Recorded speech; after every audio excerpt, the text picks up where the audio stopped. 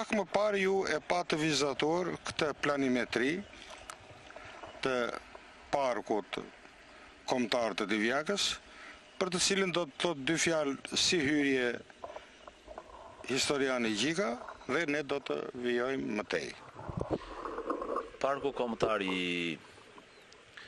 Divjak, Karavastas është një nga 10 parqet kombëtare që ka Shqipëria.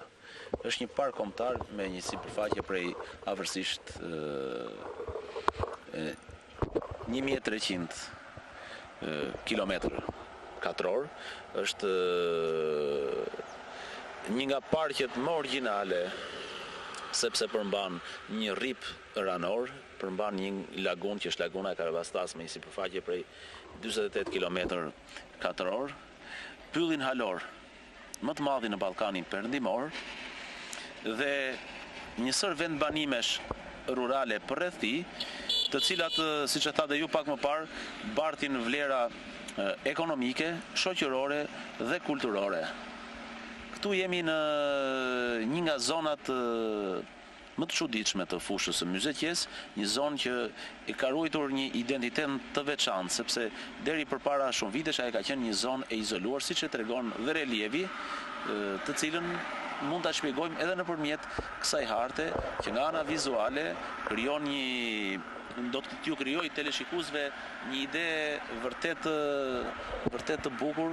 dhe që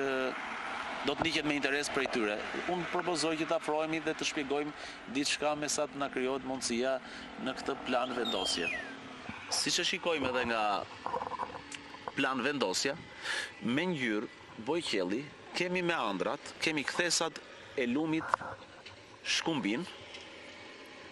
i cili është dhe kufiri verior i fushës së Myzetjes, por dhe kufiri verior i Myzetjes së madhe, që shtrihet nga lumi i Shkumbinit deri në lumin Seman, që kemi këtu, vetëm rrjedhën e poshtme të tij. Pra zona e Divjak Karavastas, pra ky park kombëtar,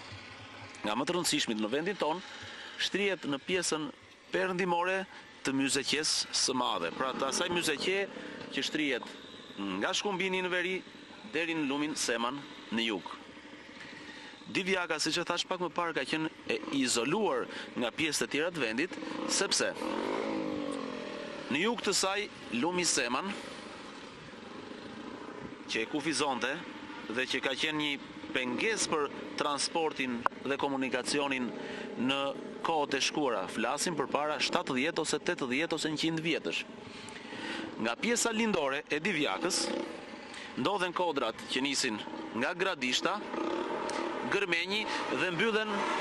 në fshatin Shën e Premte, ndërsa nga lindja e gjithë zona e Divjakës kufizoi me kodrat e Gradishtës, të Gërmenjit, që të mbylleshin në Shën e Premte, atje ku është rruga e drejtë, e cila në këtë plan vendosje ndodhet pikërisht aty, por në terren ndodhet në shpinën tonë, ja ku janë kodrat dhe fshati Shën e Premte, që është porta e hyrjes për në qytetin e Divjakës.